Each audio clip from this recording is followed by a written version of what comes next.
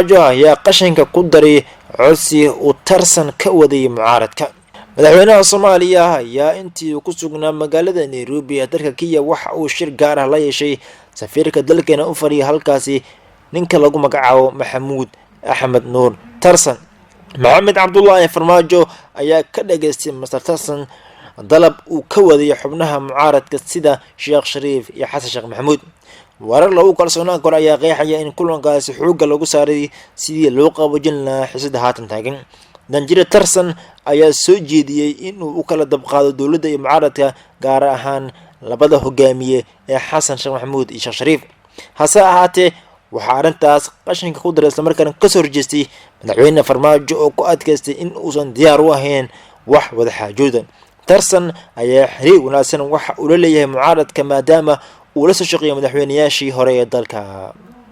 dowladda kale